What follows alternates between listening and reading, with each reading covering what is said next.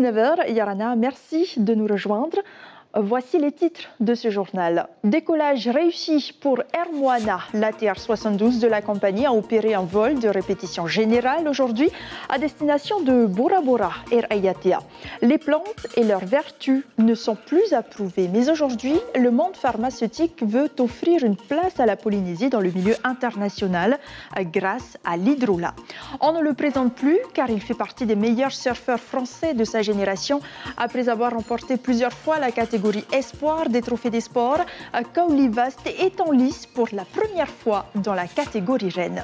Et après cette édition, le journal du FIFO vous raconte la douloureuse histoire de militants kanaks indépendantistes qui en 1984 ont été victimes d'une embuscade. Ça y est, la compagnie aérienne déploie officiellement ses ailes sur le territoire. Air Moana a touché le sol de Hayatia et de Bora Bora. La nouvelle concurrente d'Air Tahiti a opéré son vol test avec à son bord des tours opérateurs qu'il faut convaincre de sa légitimité dans le paysage aérien local. Celle qui emploie 177 salariés se dit prête à affronter les turbulences. Chiquita Teiva et Nicolas Suir étaient sur la perle du Pacifique. Et oui, nous avons effectivement atterri dans de très bonnes conditions sur Bora Bora à bord donc de Air Moana.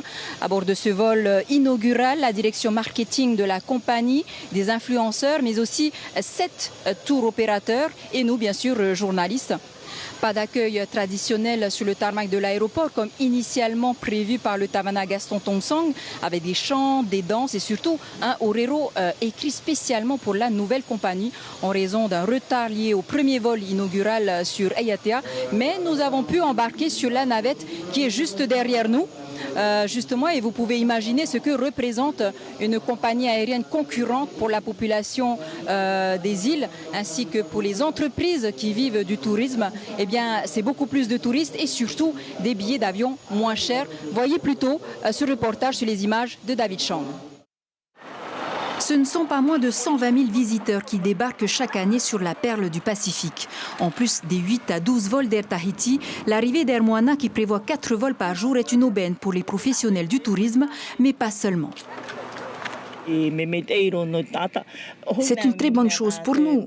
Quand les taxis marchent, les hôtels, la majorité des gens d'ici travaillent dans les hôtels, à la fin du mois, tout le monde est content. Les magasins marchent aussi. S'il n'y a pas de touristes, c'est pas bon. À 16 100 francs le vol aller-retour Bora Bora Papeete, vendeurs de fruits et légumes se réjouissent déjà de cette nouvelle concurrence qu'ils attendent depuis longtemps. Ah oui, on en rêve. Là, moi, je pense que je vais bientôt aussi partir avec Air Moana. Comme c'est moins cher, à part RTT. Comme tout le monde, hein. Moins on paye, mieux c'est, quoi. Voilà, quoi. La société Mutu Taxi a décroché le contrat pour le transfert maritime des passagers de l'aéroport au quai de Vaitape avec Natua comme capitaine de ce 49 pieds qui a nécessité 8 mois de travaux. On a rajouté des bois, le plafond, plein de trucs qu'on avait rénové sur ce bateau-là. Hein. Ça ne ressemblait pas du tout à ça? Non, avant c'était simple. Hein. C'est nouveau et ça fait du bien de faire partie d'une nouvelle aventure comme ça. Hein. Ce sera 2 vols le matin et 2 vols le soir. Ouais. Le maire Gaston Tongson ne peut qu'être fier et il a tout prévu pour l'accueil. C'est un événement. Ça prouve aussi que Bora Bora est prête à accueillir de nouvelles compagnies. C'est la deuxième, pourquoi pas une troisième demain.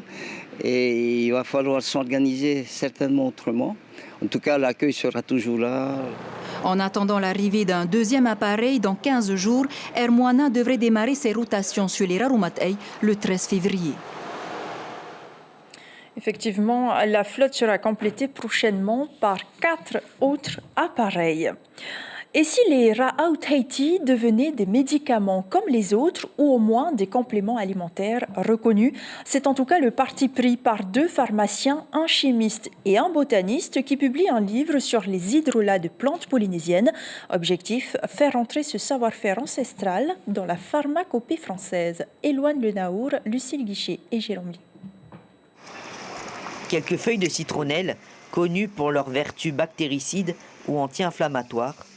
Soulagées par les plantes, Ici, pas de découverte ni d'avancée majeure. Les savoirs ancestraux se répètent.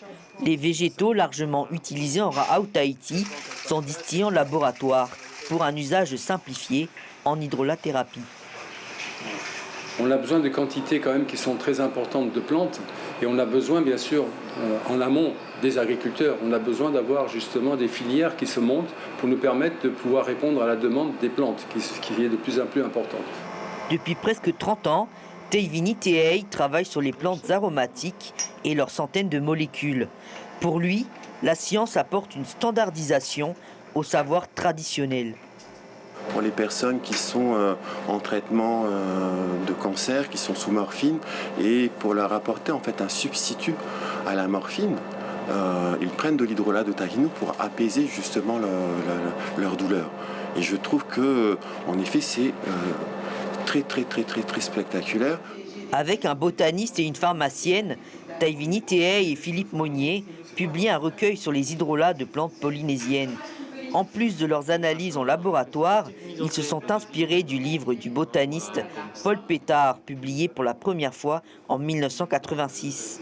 Mais sans cadre légal, ces végétaux ne sont ni reconnus comme médicaments, ni même comme compléments alimentaires. Il y a tout un débat sur le cannabis thérapeutique ou médical, mais avant on aimerait bien que nos plantes déjà, nos plantes classiques, nos plantes de Raau-Tahiti qui sont utilisées depuis des dizaines d'années, voire des centaines d'années, soient légalisées à ce niveau. Leur objectif aujourd'hui est de pouvoir inscrire 10 plantes polynésiennes dans la pharmacopée française, comme le ourou, le tahinou ou encore la racine de kava. Et avant d'obtenir un cadre thérapeutique, viser au moins un usage cosmétique. Et aux Marquises, une société polynésienne s'intéresse aux graines de sapindus, appelées koku'u en marquisien. Outre la possibilité d'en faire des bijoux, ces graines ont une autre qualité déjà exploitée dans différents pays. On peut en faire du savon grâce à la saponine contenue dans la peau des graines.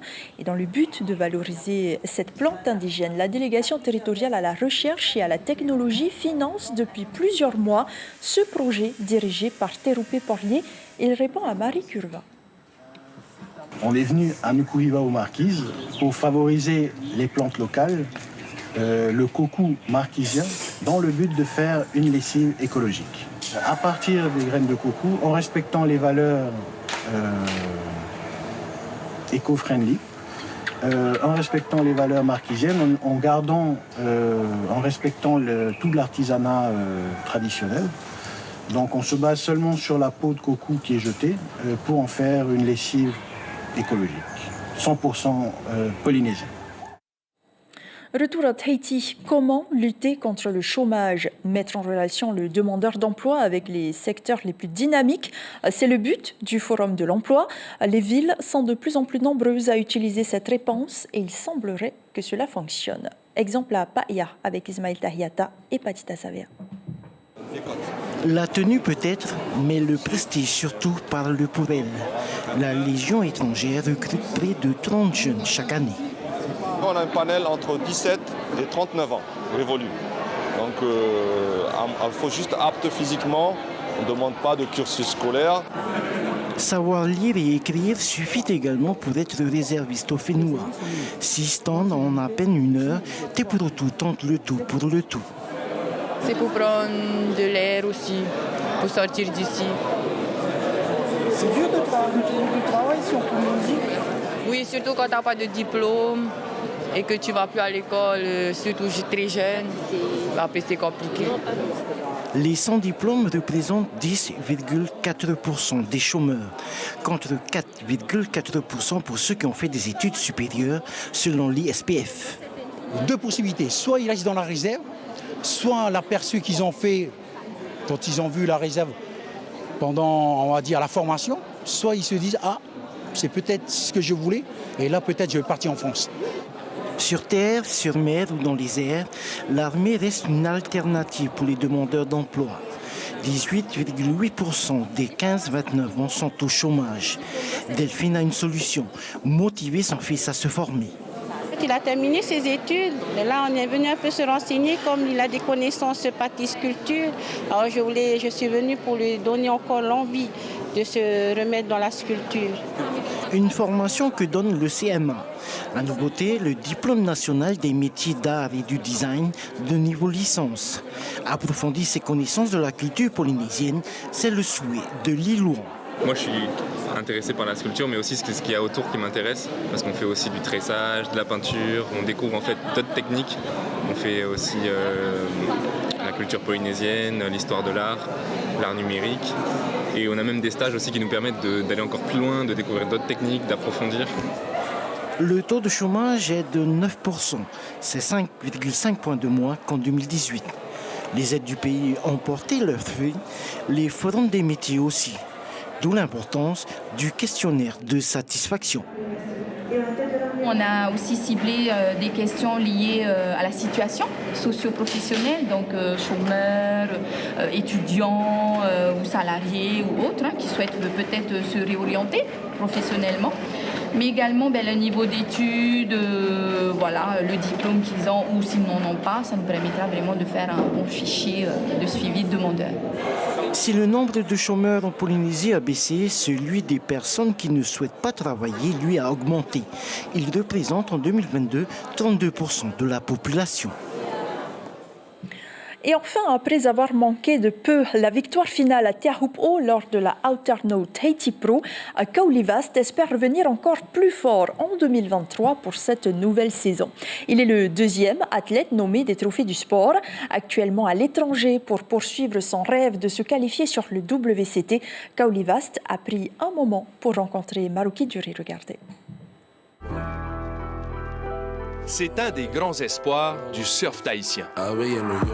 Prédestiné, dès son plus jeune âge, à devenir professionnel. À bientôt 21 ans, Kaulivast s'est fait un nom. Aussi à l'aise dans les cavernes de Teahupo'o que sur les vagues à manœuvre du monde entier, le jeune homme de Veirao est focalisé sur ses objectifs, notamment le WCT et l'équipe de France pour les Jeux Olympiques à venir. Il faut le vouloir pour y arriver, donc là j'ai vraiment envie et on verra bien. Et puis là je suis concentré pour beaucoup m'entraîner, pour essayer de réussir. Je sais que sur une année c'est long et compliqué, il y aura plus de défaites que de réussites. Et c'est là qu'il va falloir être fort mentalement. Et ouais, non, je suis prêt à essayer et vraiment j'ai vraiment envie. Pour Kaoli, le moment fort de son année 2022 a certainement été son parcours lors de la Outer Node Tahiti Pro. Après avoir battu notamment Kelly Slater, 11 fois champion du monde, légende de son sport, Kaoli a manqué de peu la victoire finale face au Brésilien Miguel Pupo.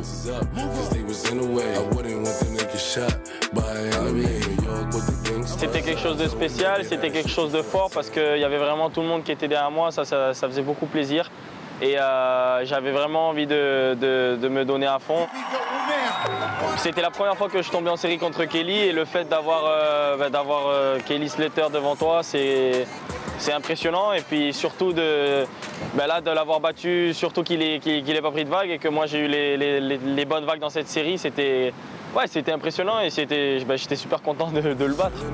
Plus tard, dans l'année 2022, Kaoli atteindra les demi-finales des Challenger Series à Haleiwa. Une année riche qui laisse présager un bon point. 2023 sera celle de l'explosion. Le surfeur de Veirao écume les compétitions régionales, les étapes QS, les compétitions des Challenger Series, dans le but de finir dans le top 12 à la fin de l'année et se qualifier sur le WCT. Il va falloir s'entraîner et le mode de sélection il est compliqué, donc toujours donner le maximum pour se qualifier. Et cette année j'ai vraiment envie et voilà, on verra.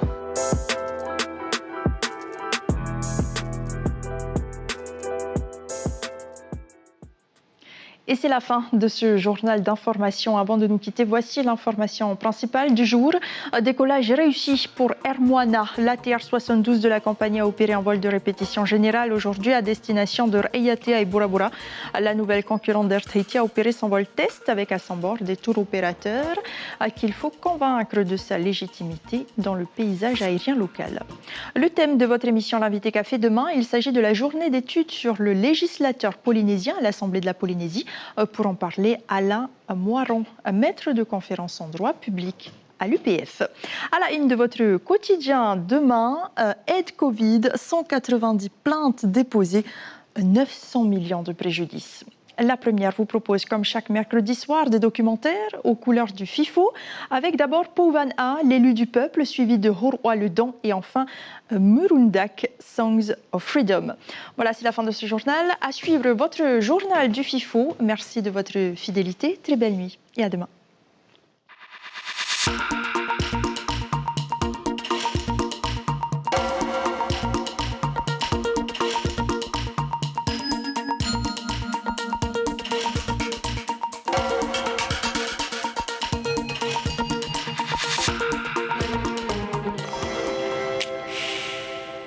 Embarquez pour la 20e édition du FIFO avec Air Tahiti, le lien entre les îles depuis 65 ans. Air Tahiti, te natir autemamotu.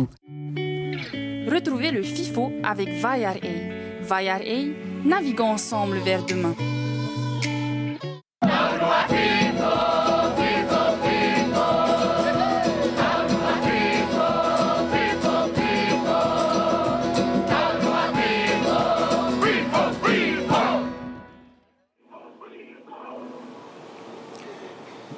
Bonsoir, venez, il y a la lumière, c'est le FIFO, soyez les bienvenus ici à la Maison de la Culture pour ce rendez-vous du festival avec 3 verbes. Rêver, c'est superbe, découvrir, c'est pas mal, dialoguer, c'est pas toujours facile, on va le voir avec un documentaire en compétition qui nous vient de Calédonie, il s'appelle Wanat, les faits, les années 80, les années de plomb pour la Calédonie, une embuscade, 10 morts, 5 blessés, enquête, procès avec un acquittement et surtout un chemin à chercher, celui du pardon. C'est pas évident parce que les blessures sont là, mais ce documentaire a suscité un débat du côté du Caillou. Voici ce reportage sans voix de journaliste.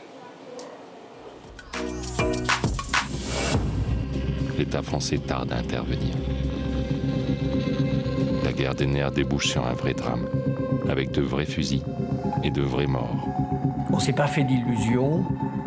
On avait échangé avec Jean-Marie Tchibaou avant, on lui avait dit c'est quasiment sûr qu'il y aura un acquittement. Il m'a beaucoup ému parce que ça parle de cette injustice sociale et politique. Et ça met en perspective aussi le problème de la jurisprudence. Ceux d'Étienne Danit racontent et racontent encore le drame. Chaque année, depuis plus de 30 ans, ils célèbrent leur mort. Que ce film ait pu commencer à susciter le dialogue en Nouvelle-Calédonie, je pense que c'est le cas. Ça serait déjà une grande joie pour moi d'avoir pu commencer à créer le dialogue. Il a suscité des réactions très très très très vives. Mais je pense que les gens vont commencer à se parler et il était temps. C'est nos enfants qui vont faire le pardon. C'est eux qui sont devant maintenant. Nous, on va bientôt rentrer en dessous de terre. Là.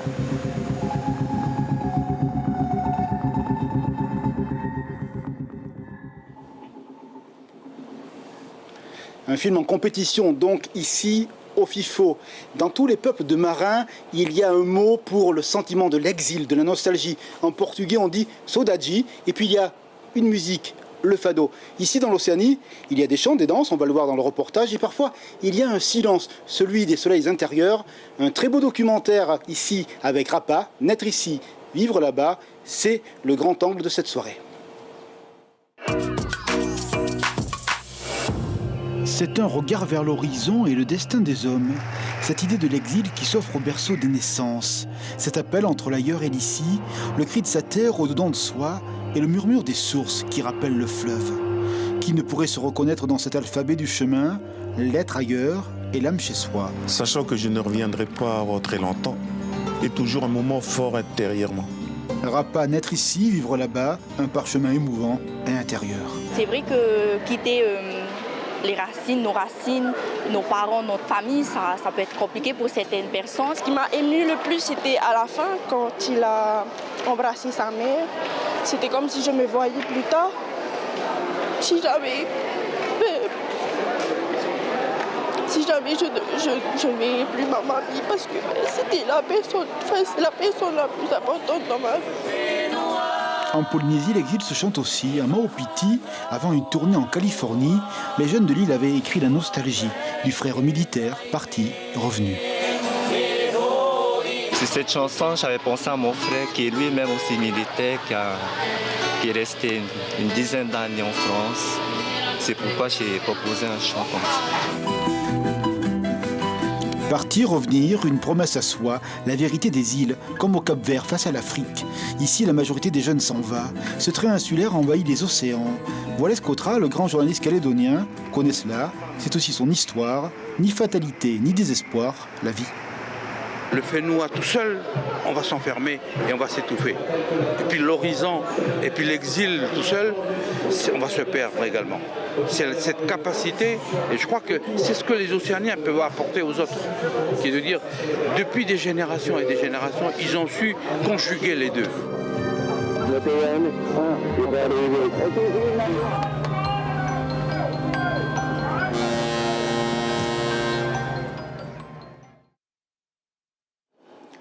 Et la musique du bateau qui résonne évidemment avec une charge particulière, émotionnelle. On va ouvrir le débat sur l'exil avec notre invité ce soir, Félix Vilches. Bonsoir.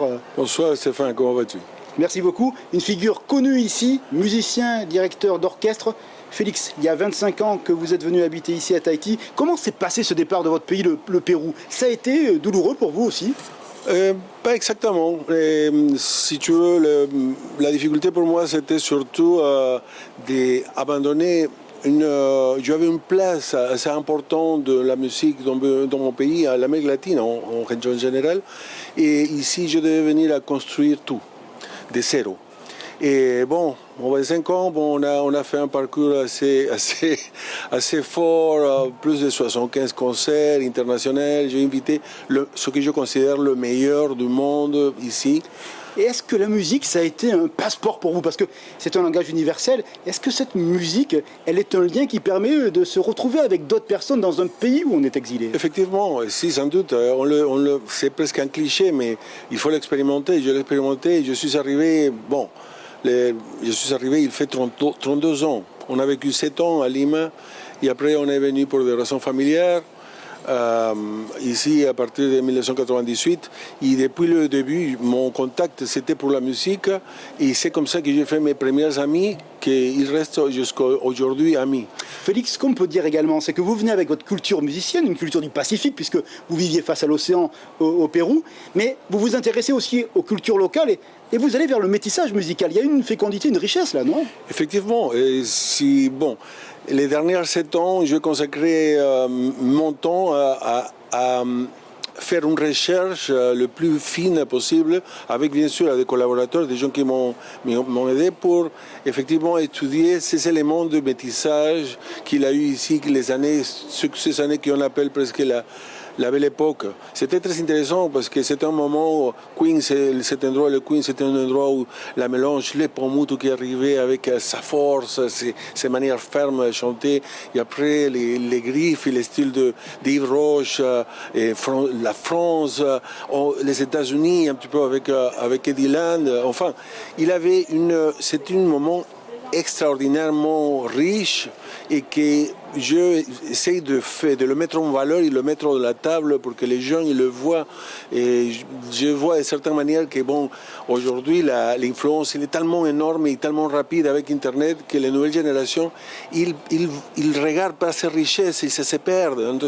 Et j'essaie de le faire parce que moi en tant qu'outsider, parce que c'est ce que je suis là, je vois les procès, les transformations, et j'essaie de mettre en valeur pour les nouvelles générations. Non? Merci beaucoup de rendez-vous avec vous ici à Tahiti. Edith Piaf, il y aura de la bossa nova, toujours ce métissage. Merci d'avoir répondu à notre invitation pour la soirée. Vous le savez, tous les soirs, on a un étudiant, Elouane, qui regarde les films en compétition. Voici sa chronique.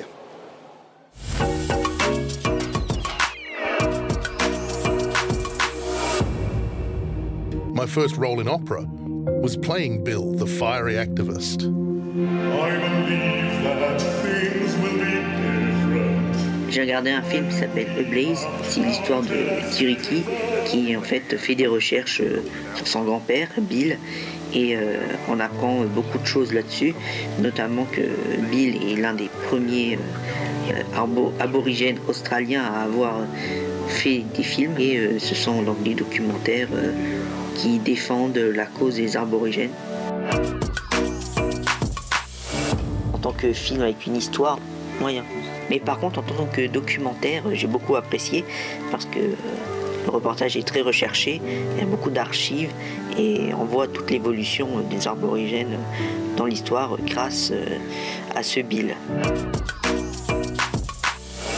C'est une quête réussie de la part de Tiriki qui retrouve donc certains films de son grand-père. Ça a permis donc de revaloriser les racines des aborigènes et notamment de remontrer le combat que certains aborigènes ont pu faire, notamment grâce à l'art qui est donc la filmographie et du théâtre aussi.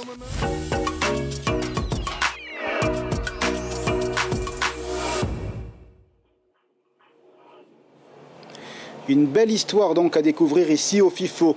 Vous aimez les relations épistolaires, le courrier, le stylo qui crisse sur la feuille, eh bien, il y a une belle idée avec le FIFO. Le timbre spécial 20e anniversaire, vous allez le voir à l'écran. Il a été édité à 70 000 exemplaires. 10 000 seront vendus en métropole. C'est du collector et ça fait du bien d'écrire dans ce monde saturé par les réseaux sociaux. Justement, les réseaux sociaux, on va en parler indirectement avec notre dernier rendez-vous de chronique. Ce sont les étudiants de l'AMNE qui vous parlent.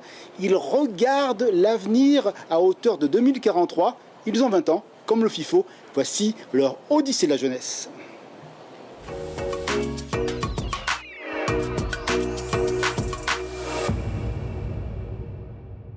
Je m'appelle Anna Vétéa Coulon.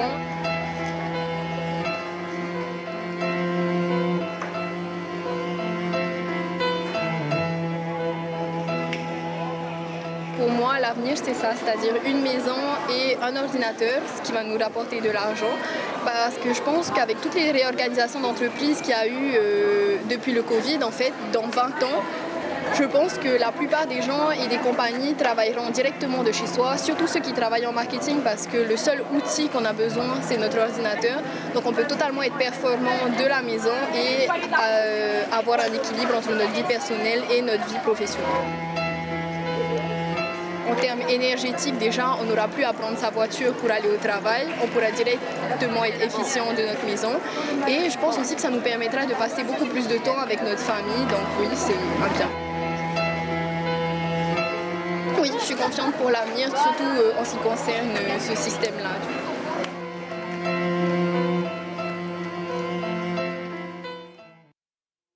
Voilà, c'est la fin de ce rendez-vous, le journal du FIFO, comme on le dit tous les soirs. Payez-vous une toile, soit chez nous tout de suite avec les documentaires, ou demain ici à la Maison de la Culture. Soyez fidèles à 19h15 demain soir, car il y aura toujours la lumière. À demain soir, merci.